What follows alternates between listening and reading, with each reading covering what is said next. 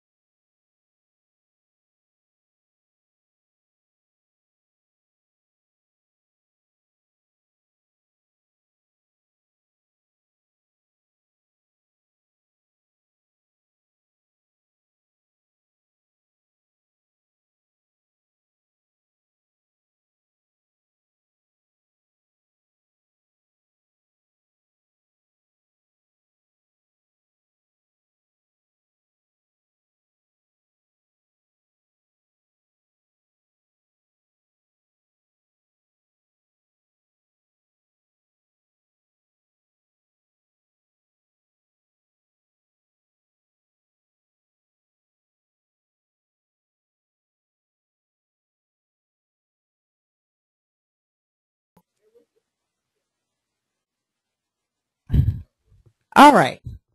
Are we on now? We're good. Okay. And I'm the moderator this evening, so bear with me. We're going to go through this, and I'm glad to do it. I'm glad to be up here in front of you today. So we're going to go ahead and get started with our discussion this evening, relationships that do not honor us.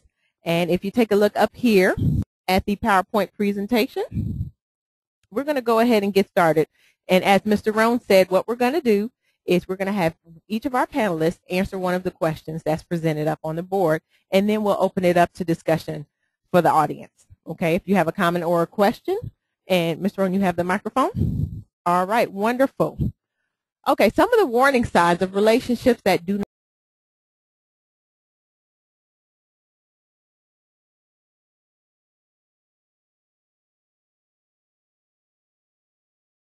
feel powerless, that don't respect the way we feel, relationships that take the life out of our spirit, and relationships that take and never give. So as we're going through this, I want you all to consider each of those points and think if these are some things that have ever pertained to you or someone that you know of. And if you want to share some information about that, then feel free to do that. And we're also going to be talking to our panelists as well. Some red flags.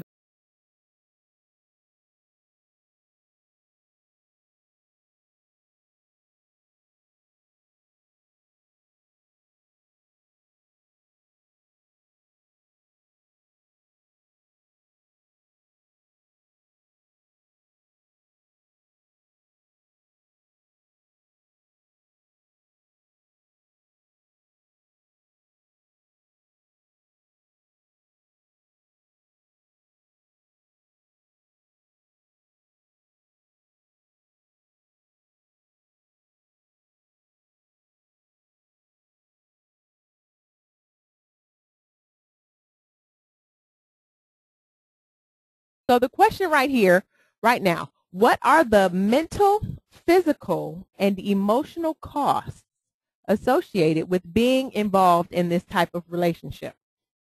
Okay. Um, some of that. Now, tell me, Mr. Rohn, when we're going to jump into the questions. Are they okay? Okay. All right. Um, I'm going to address our panelists to you. I'll address that question to you, and if one of you all care to answer that question, feel free to do so. What are the mental, physical, and emotional costs associated with being involved in this type of relationship? Keep in mind some of the red flags that we indicated earlier today. And go ahead, and when you speak, go ahead and just say your first name, and then go ahead and give your comment. Okay, is this on? Oh, okay. My name is Karen, and I think mental, physical, and emotional. First of all, you lose yourself, so that would be a mental cost. You no longer have an identity, and I know even in healthy relationships at times, wife, mother, sister, brother, whatever, sometimes you lose yourself, because I know I'm more known as Meredith's mom as opposed to my name is Karen. So, but that's healthy to a point also. So I think just being conscious of the fact that you don't have your own identity anymore. Physical, if you're not being physically abused, but you have stress, and we all know stress takes a toll on the body, and that saying stress will kill you, well, sometimes it can. And yeah, I think mental and emotional kind of go hand in hand, where you're just starting to lose who you are, your self-confidence is going, you're second-guessing decisions, choices. Anyone else have anything to add? And go ahead and state your first name. My name is Carolyn, and I would like to add to that unforgiveness comes into play also in a mental thing. You get to the point where you can't forgive. And if you get to that point of not forgiving, then it's a hard thing on you. It brings on that depression, and it brings on stress. It brings on all kinds of ailments to the body, to yourself. And that's what, like Karen said, you have to work on yourself. And that's what the mental part of it have effect on you also. Did you have something you wanted to add? All right. Did we have anybody in the audience that wanted to add anything to that? What are some of the mental, emotional, and physical costs associated with being involved in relationships that do not honor us? All right. I'll go ahead and hand this to you. And go ahead and state your name for us, please. Okay, my name is Angela, and I'll agree with the ladies, but the physical toll on it can be more than just, for example, stress is a good example, but things like high blood pressure, and it can lead to heart disease, stroke, and that in turn can lead to financial problems if you don't have insurance. So that physical one can just tumble all the way around into a big bowl of problems that can really add to, for example, the mental thing. But kind of like they can go from one to the other and it really can take its toll. All right. Thank you so much. I'll throw a little bit out there. My background is mental health, and I was a therapist and a counselor for many years. And in my studies and in my work, I learned that we are connected mentally, physically, emotionally, spiritually. Everything is connected. And so if one thing is off, then it throws the entire system off, because our system functions together as a whole. So if you are in unhealthy relationships, or if you are in relationships that aren't positive and it's throwing one aspect of your system off, then it's going to throw everything else out of balance. And so that's just something to keep in mind. A lot of people, especially as women, tend to want to keep it together. And, you know, we have a lot of things going on, and there are a lot of stresses that we may encounter. But in trying to keep it together, sometimes we neglect certain areas or certain parts of our lives, and we don't understand how that part of our life is throwing the rest of our life out of balance, especially when it comes to relationships. For women that have children, sometimes the women tend to put their children first a lot of times. And that can take a toll, especially when it has to do with relationships. So I don't know if that's one of the questions, but maybe we can revisit that aspect of it later. But we're going to go ahead and move on to the next topic. Some of the costs, depression and anxiety, I believe Karen said that as well. Physical costs, physical abuse, high blood pressure, weight loss, weight gain, stress, definitely. It can also manifest in some activities that are physically destructive as well. Smoking, drinking, excessive weight loss, excessive weight gain, eating disorders, anorexia, that type of stuff. Also emotional costs, nervous breakdown, again, depression and anxiety. Okay, what can you do to avoid this type of relationship? This is another question, the same thing. Okay, what can you do to avoid this type of relationship? All right, ladies, I want to pose that to our panel. What are some of the things that either you have thought to do or you have done in the past to avoid these type of destructive relationships? I would love to hear somebody. Okay, wonderful. Well, the recording. So go ahead and state your name. My name is Wakenya, and some of the things that I've done. All these things up here pertain to me. That I've been, so some of the things that I've done to avoid relationships is to surround myself with positive people, people that love me and people that want only the best for me. I had to get rid of some people out of my life, so I had to purge myself and let some people go that I didn't want to let go, but I needed to let go. I'm just answering one question. Yeah, I mean, just go with whatever you, however you want to answer that question. And just to recognize within yourself that you need change. You know, in order for change to happen, we have to start with us versus looking at other people. Because usually when you need change, it's not the other person, because the other person is the person that he or she has always been. But if you change what's inside of you, you know, you look at things differently. Say that man that abused you, or that woman that woman that mistreated you, they still doing the same thing they've always done. You've kind of taken the blinders off. So now you see the person for what they really are and what they really were. So just get yourself in whether it's a group or one good friend that you can talk to that's not afraid to hurt your feelings, because sometimes it hurts. The truth hurts. We don't want to accept the truth, but problems are not with other people, it's with us. Because once we realize we don't want to tolerate being mistreated, we'll change. And until that point comes, we'll keep doing the same thing over and over and over again. And that's my take. All right, thank you. Because my first thought was, I wonder if the majority of us, though, have had bad relationships, whether it's in your family of origin or relationship-wise, because you sort of don't know.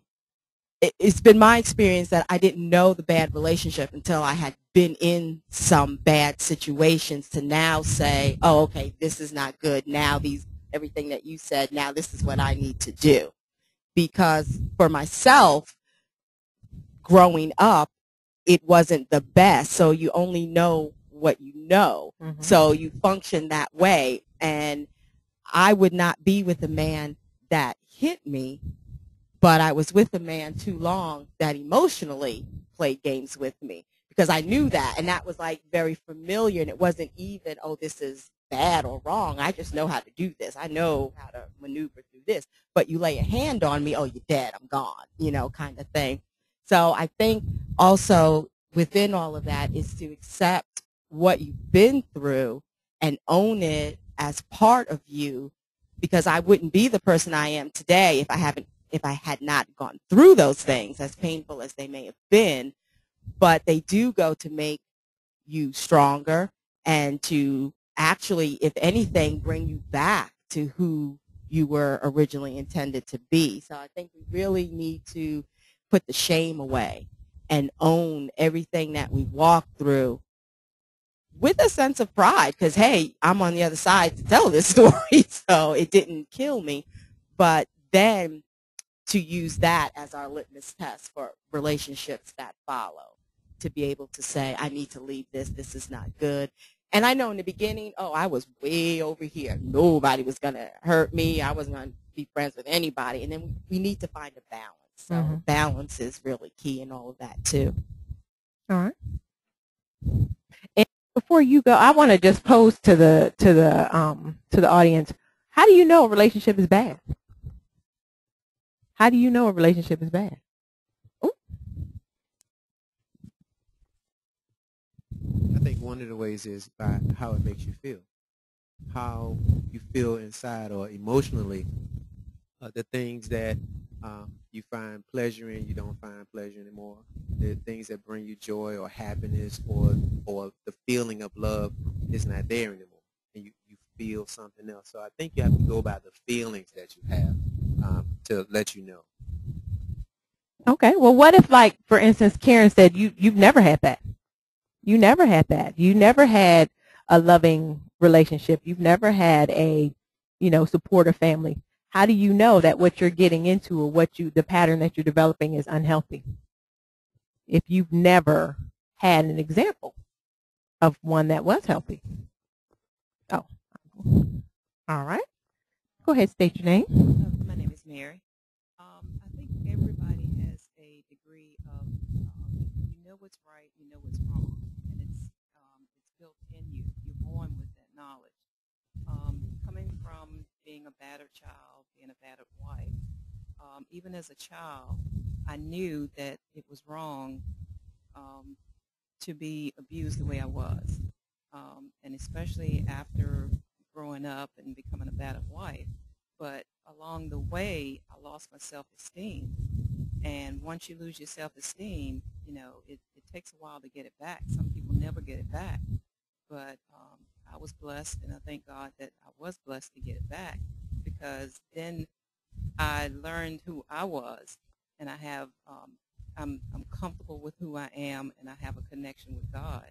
And I think once you get that connection, it takes away all the bad relationships that you had, and then you have a spiritual insight, and then you know exactly what's right and what's wrong.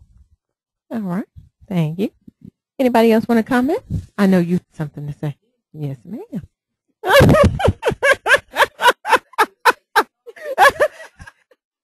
Yeah. No, I was saying sometimes we hold in our hearts, that we have been mistreated. We hold that in our heart, and we hold hatred in our hearts. We must let that go. Even though we have come into a bad relationship, and sometimes, like you say, you don't know whether you're in a bad relationship or not until he speaks out or she speaks out to him some ill will name calling, mistreating one another with name calling. And that's like I said earlier, it's a mental thing. It's not a man or woman can mentally abuse you. Mentally. He don't even have to put his hands on you. All you have to do is call you that B word. If he call you that B word, he done started.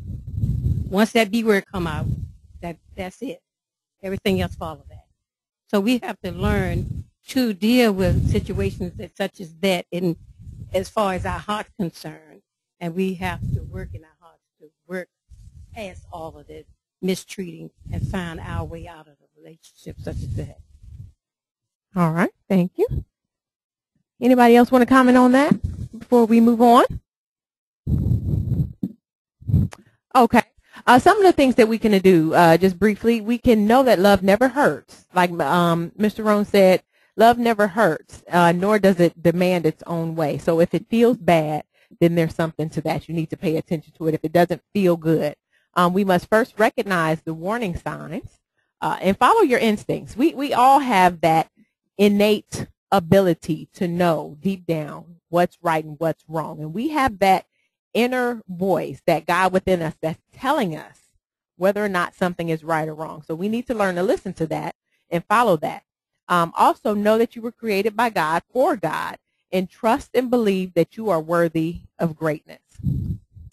All right. What can you do to get out of these relationships? So we talked about how do you avoid them? What can you do to get out of these relationships? Here are some of the things. Do we have one of our panelists that have some suggestions? What do we do to get out of these types of relationships?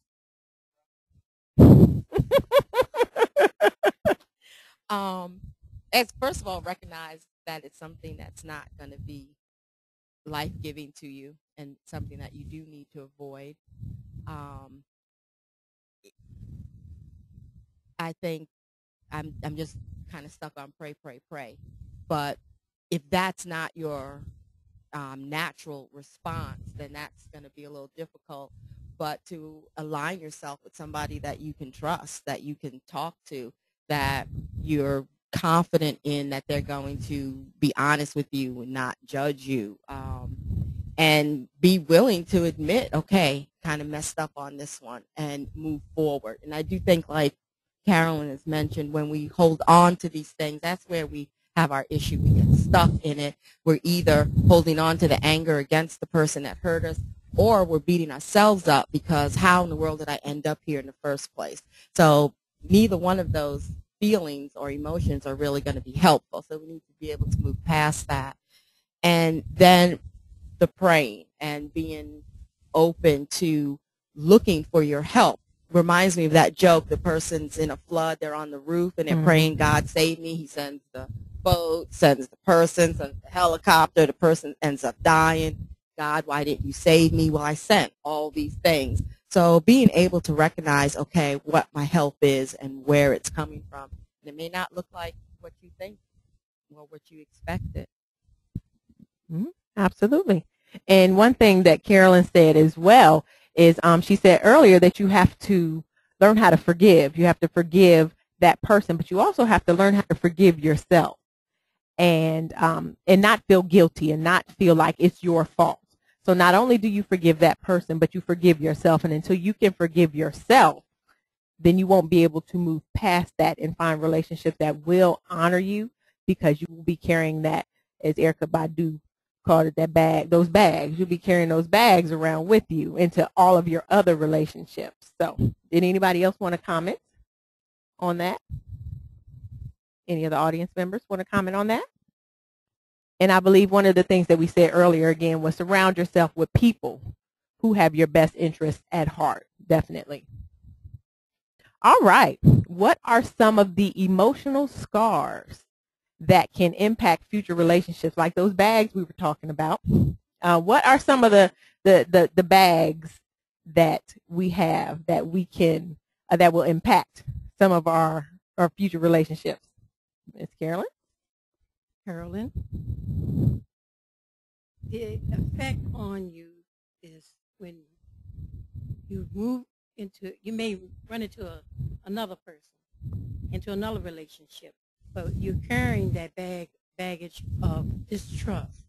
Yeah, I can't open up. I can't let my feelings get, I can get involved with the person, but I can't get involved my feelings with that person, because I can't trust that women have got to the point where they don't trust men anymore. They have a relationship with a man, but they don't trust him. Excuse me. So I think we should learn to go on in life, forgive. That's the key word in any relationship. Forgiveness is the key word. So once you forgive, you can open up, you forgive yourself, and you can move on. And you can move on in love. You can move on in peace. You can move on into joy if you only forgive. All right. Thank you. For myself, besides, I don't know if I really focused on not trusting the other person, but trusting my own judgment. I didn't trust that I could pick. And that's kind of a scary place, because then you end up being stuck, because you don't know, okay, is this good? Is this bad? Should I move? Should I stay? But I did not have trust in that I could do the right thing. And that's something where, for me, it was going back to the praying and leaning on God and knowing, okay, ultimately, I got to let him have the lead. And I've had a couple of relationships that were tests, really, of, okay, are you going to lean on your trust in me, or are you going to go ahead and do what you want to do? And so they were really, and they ended okay, but it was just that matter of getting back some self-confidence, like you had mentioned, in yourself. All right. Thank you. Oh, go ahead. And also, it can go both ways. Some of the emotional scars you can have from being in a bad relationship is you can just be with anybody because they smile in your face. They tell you, because they smile in your face and they tell you how pretty you are. And once you've been hurt, those words really mean a lot, because you're already beating yourself up thinking, well, maybe I wasn't pretty enough. Maybe I wasn't, nice enough. You always target it back to yourself when you are not the issue. The issue is with the other person, because the other person had the issue before he even met you. He just saw you as a target. or she. You know, I had issues with men as well as my family, you know. So it can go both ways. You know, you can just beat yourself up about it, and which I did. And when I'm telling you about things, I'm talking about me, because I can't say what you would do. I can only tell you what I did, because I walked the walk. You know what I mean? And as Karen said before, I'm not ashamed. I'm not. My life is an open book. If you want to know, just ask. Because I got an answer for you. I guarantee you that. But, you know, it also can impact the way you interact with family and friends, because you become withdrawn. You feel as though you got a target on your head and everybody know your dirty little secret, when don't nobody know your secret but you. You know, a secret is just what it is. But the devil gets in your head and start talking to you. You know what I mean? And you just dig yourself deeper and deeper into the hole. So after a while, you look around, nobody's there but you. And that's a lonely place to be. Very lonely place to be. As I said before, if you can find one person that you feel like you can trust, and if you can't find that one person, get on your knees. That's what I did. Because I felt like I couldn't tell someone something without them turning around on me. You know what I mean? So I got on my knees and I prayed. And no, I do not go to church every Sunday, not even one Sunday out of a month. But I know my God. I have a relationship with God, you know, and I know how to talk to God and tell him what I want, what I need. I learned that at an early age. So I just want to say, if that's you in that type of relationship, you're not alone. You're not the only one. You're not the first, and you won't be the last. And that's all I got. All right. I like what you said about I don't go to church every Sunday, because I think church is a building, and for me, yes, I believe in Jesus Christ and he is the Son of God, but Jesus didn't come and create this church. That's man-made, and he didn't create religion. So the key is the relationship. Who do you have a relationship with? Where are you finding your strength from? Now, you can find your strength from Allah, Buddha, you know, whatever, but I think what successful, healthy, spiritual people have in common is that they rely on something outside of themselves. Because when man lets you down, you've got to have a place to go to. So for some of us, it's Jesus. For others, it's Buddha, Allah, and whoever else is out there. So I don't want people to get hung up on the whole church thing, God, Jesus. But we are created by something bigger than us. It's just whatever you choose to call them. So I like that. All right. Now I wanna turn it around and ask the audience a question. Joaquin, you said something very important. You said that sometimes some of the scars that you have are not only from other relationships with males, and we're talking to a primarily female audience, but sometimes with other family members. And I've heard a lot of times a lot of women say, well, you know what? I just can't deal with other women. I'm not good with other women. I can't be around other women. And I think a lot of that has to do with the emotional scars that we may have from some things that have affected us in the past. So I want to turn it around on the audience. What do you think some of the emotional scars are from previous that impact us from previous, not only with males, not only in romantic relationships, but in friendships as well? I want somebody in the audience to consider that. What are some of the emotional scars? All right, and go ahead and state your name for us. My name is Irma Rogers, And speak to the microphone. okay. And some of my hurt I do feel that comes from growing up, being hurt, and your family, you just outcast in your own family. What you call it, black sheep of your own family. But like I said, it's been working with me for quite a while, and I'm still particularly what I am, 58 years old, still dealing with that today. And like I say, it just hurt from family members and friends. And it's like I said, I really feel that you yourself stop growing where you get hurt. Mm-hmm. I just feel that I've just been hurt and growing. Mm-hmm. All righty. Thank you.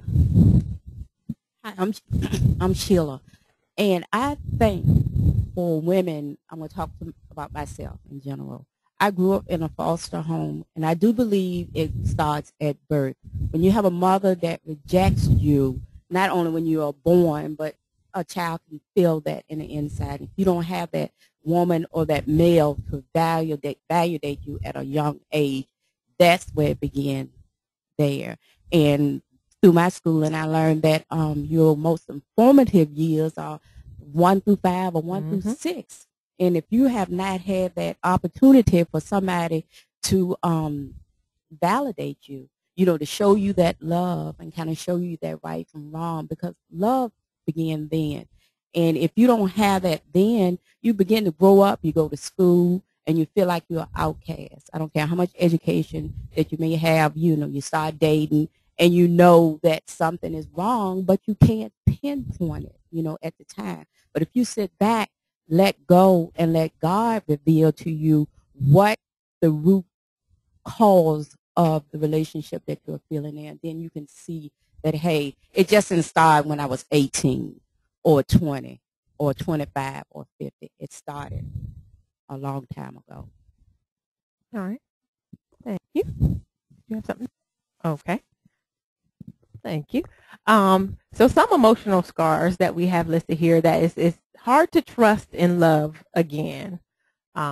We sometimes become emotionally hard and aggressive. We feel as though this is what we deserve, so we blame ourselves. We feel as though we don't deserve any better, and we feel as though that is our destiny. Those are some of the scars that we get. So the next question then is, how can the healing process begin to take place? I know Miss Carolyn has said it. She said forgiveness, forgiveness, forgiveness. Pray, pray, pray. We've said all of those. Anybody have any other suggestions? I'll address this to our panel first. How can we begin the healing process? Sometimes a little bit of, don't want to say wallowing in it, but you do need to take a minute and acknowledge that this happened, this is how you feel, and just kind of feel it. Because I know for myself, I am very good with getting through, doing what I have to do, fix the issue, keep it going, make sure no one knows that something's off. But we don't take time to acknowledge, okay, that hurt, and I'm feeling this particular way in this moment, and just sitting with that pain, and then beginning to go ahead and do some practical things to move past it. I think sometimes we skip that part of feeling it.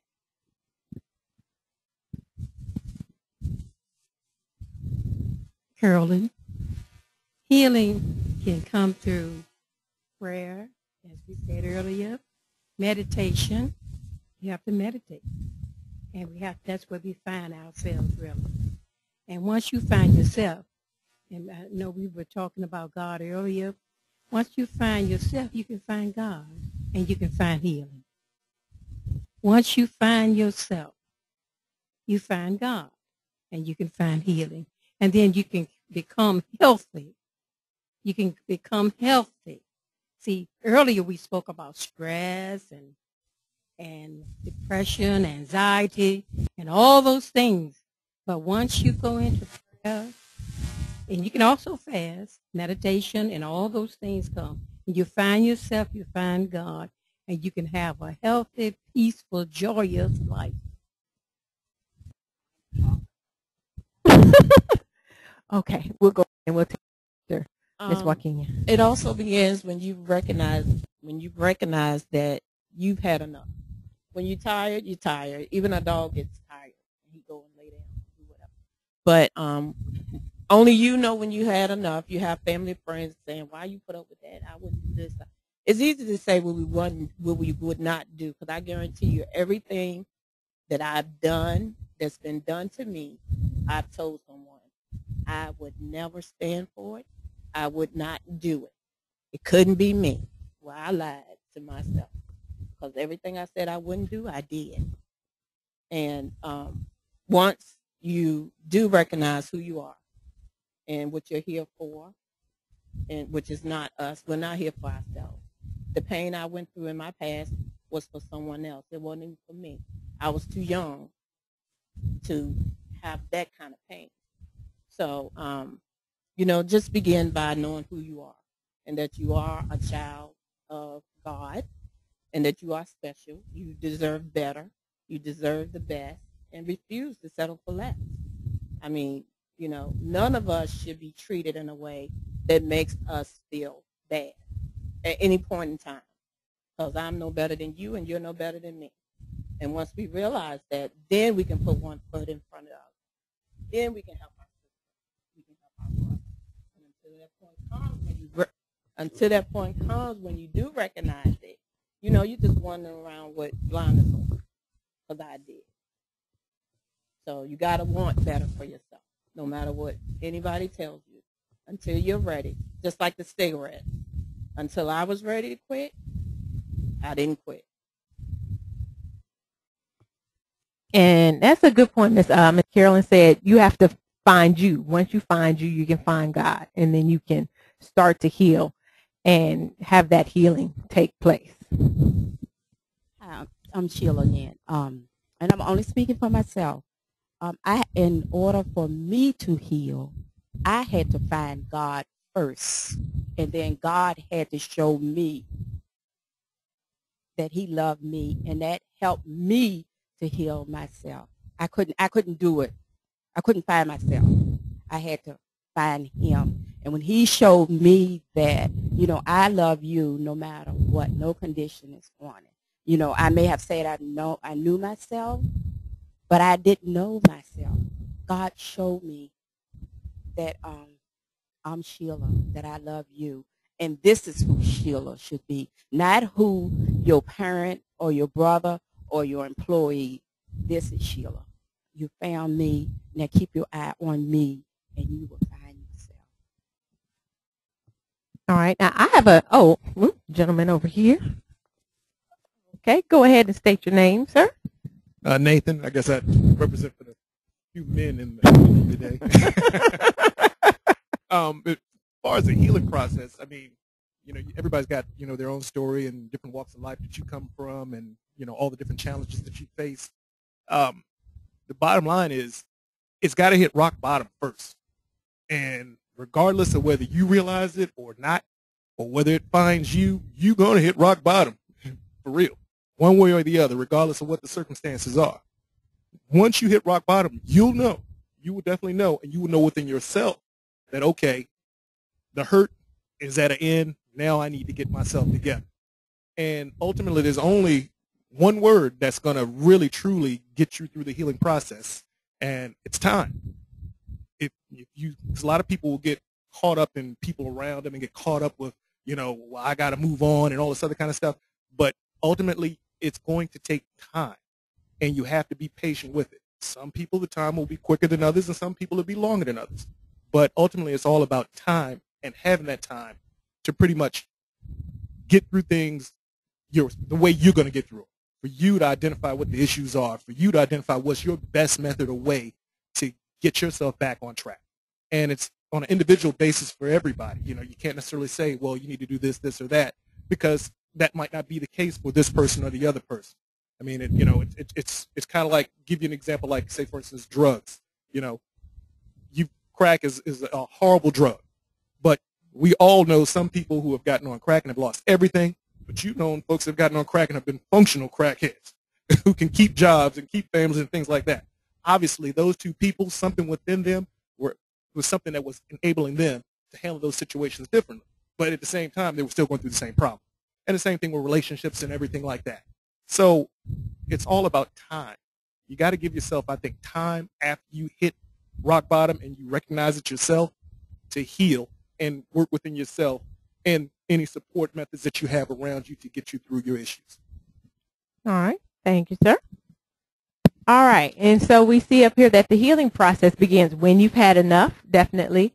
When you know and want better for yourself, when you know and believe that you were fearfully and wonderfully made for God and by God, when you talk about the things that are hurting you, and when you know and believe that this is not how you are supposed to live. And so that is the end of our presentation. I'm going to open it up briefly for any of our audience members. First, I'll give a chance for members to give any last comments that they want to, and we'll just pass the mic down, and then we'll open it up to the audience members. I would like to leave with you forgiveness. Forgive, but do not allow yourself to be used, dishonored, or abused. Love, but do not allow your heart to be confused or misused or hold on to your abuse. Trust, but do not be naive. Listen to others, but do not lose your self-respect. Thank you. Relationships that do not honor us are relationships that make us feel bad about ourselves. They make our spirit low. It is nothing good about it. It starts with little subtleties, and it becomes this big, overgrown, whatever it is. It manifests. Just like if you hold stuff in your heart that needs to come out, it manifests. And it starts taking on a life of its own. Just talk about it to someone. Pray about it. Don't hold it in. Just let it out into the atmosphere so you can get some healing. And whether you've been in a bad relationship or not, you're going to know how you feel, because your feelings are not going to lead you wrong. You know if you don't feel good about something, as well as you know when you do feel good about something. I would just like to say that we're all on a journey to find love, to be loved, and to make relationships with other people. So to just keep your hearts open and just being aware of who you are, the things you want out of life, and being willing to seek out help when those things or the path to getting those things may be a little on the rough side. And sharing, because I think the fact when you open up and share your story, you're inviting someone else to add something in. You're releasing something in you, and you're kind of taking the focus off of yourself, where you're able to maybe see a little clearer. All right. Thank you to our panelists. I'm going to open it up to our audience members that have any last comments. Anybody? Yes, ma'am. I'm Sheila again. I just want to say I enjoyed this. I was kind of upset because my friend had invited me. I didn't know what I was getting into, but I did. Speaking solely for myself, I needed to find out what in my past triggered my hurts, and now that I have learned what has triggered my hurts, when I feel that hurt, feel that little thing coming on, I can quickly identify it, and I can quickly go into prayer. Father, lead me. So that's what I mean by I had to let God into my life before I could do anything for myself. And right now I'm at a good point. I'm not saying that I'm 100%. And like I said, I have but everything that everybody has said, and everybody got their different views, about things, but I really enjoyed it. Thank you. All right. Anybody else from the audience? All right. Mary again. Something that I wanted to say earlier. Once upon a time, like I said before, I was a battered child, a battered wife. Then when I grew up and found out that my father had sold me as a baby, all these things could have, impacted my life to the extent where I hated everybody. And then, but going through life as a teenager and even as an adult, a married woman with children, love my children, love my husband. There was a time when I did not like myself. It was almost like, I would pass a mirror. I would never look in the mirror. I hated to look at myself in the mirror. And until the time came where I could love myself, that's when things really began to change. And that's when I began to have a relationship with Jesus Christ. I accepted him as my Savior. And I thought that after I divorce because of the relationship. I thought that I had forgiven my ex, even though he never asked me to forgive him. God had to send me from Virginia all the way to Texas where he could deal with me one-on-one, and I could have a really a one-on-one relationship with God. And it was almost like I was being chastised. And I had to break down and say, okay, God, I forgive my husband, my ex. I forgive him. And when I did that, it was like a peacefulness came over me. And then when I saw him, I told him, I said, I forgive you, even though he never asked forgiveness. My father never asked forgiveness or never said he was sorry because he sold me. But I have that peace now that, I love everybody, and I forgave everybody that, I thought even did anything to me. And even if I feel like, even now that I feel like, I've hurt somebody, I can't wait to, to ask their forgiveness because I've got this, the inner peace. So once we learn to love ourselves, then we can move on to different relationships. All right. Thank you. Do we have anybody else that would like to make a comment? Okay. Nathan, again, I guess when you look at relationships, you kind of look at it from the basics. Everybody's in a relationship. I mean, at this point in time, all of us right now are in a relationship with each other. It's not necessarily, an in-depth loving relationship, family relationship, but we're in a relationship with each other because we're all here fellowshipping and sharing stories with each other. So that's our relationship right now.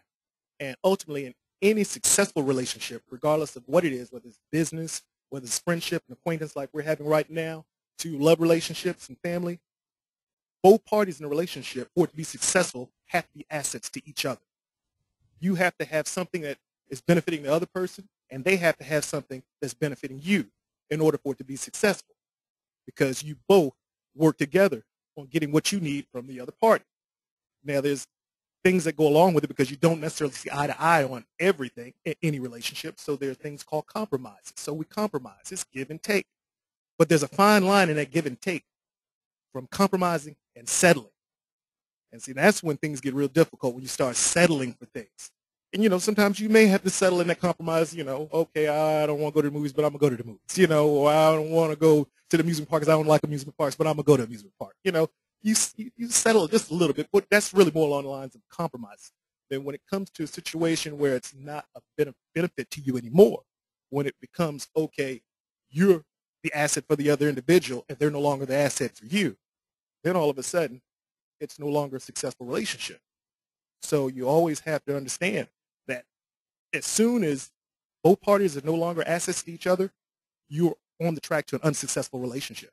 And then that's when all the other problems and stuff kind of snowball into those things that, we all face in our lives.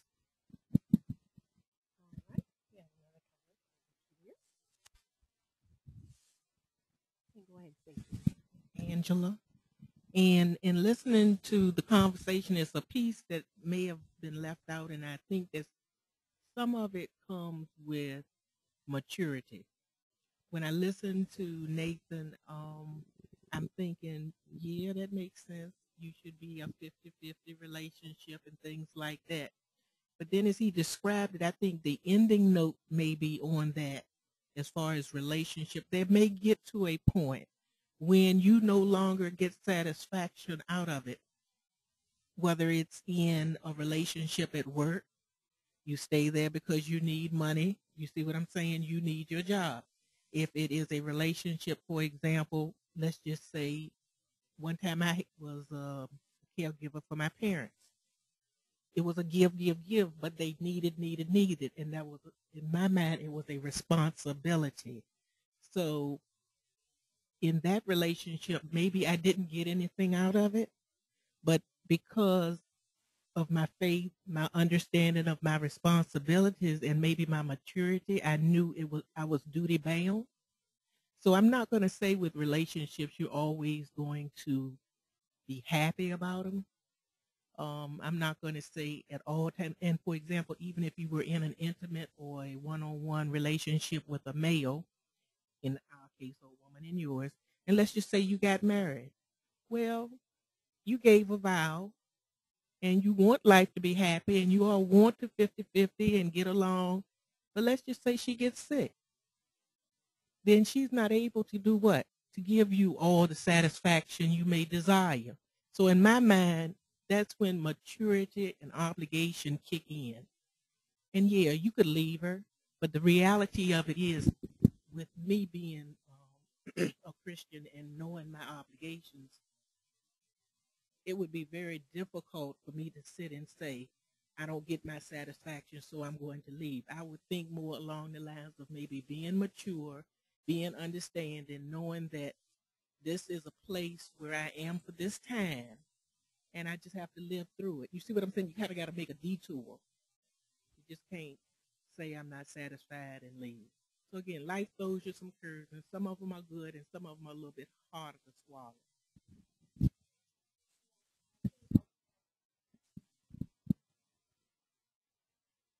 I agree and appreciate with everything that you said. And I think along the lines, though, of unhealthy relationship, that sometimes that sense of obligation is what keeps us stuck in an unhealthy relationship. When it comes to caring for aging parents, caring for an aging spouse, things I would hope that people would do what's necessary. And my daughter already told me when it got too bad, I'm going in a home. So there does come a point even with that. If you can't do it, it's okay that, you don't do it. And then your responsibility is to find something that can step in where you can't. But I think when we're talking about unhealthy relationship, I know for myself, I saw all the red flags. I stood in court with the man for picking up solicitation. And I saw that red flag. The judge called me out for him treating me that way. And I wasn't even married to him yet, but I did marry him. So it's like sometimes that sense of duty and obligation is the very thing that leads us into these unhealthy relationships, and we feel like we are not brave enough to get out. So I do think there is a sense of maturity to decide which is the obligation piece, but which is the piece where I got to leave because no, I'm not getting that satisfaction. You aren't meeting my needs anymore.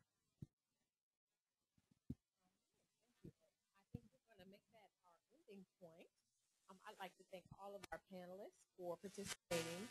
I'd like to thank all of our audience members for participating as well with our Empowerment Women Series. Oh. All right. All right. I'd like to thank all of our panelists for participating, all of our audience members for participating in relationships that do not honor us. And I think that's a very good stopping point that you made, Karen. And that'll lead us into next week's series, Relationships That Do Honor Us.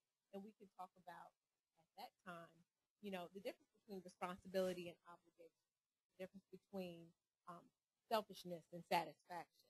And so we can talk about that a little bit more next week. And we're going to stop it here. But I do want to introduce, before we end, our vendor for this evening, Miss Tracy Winston.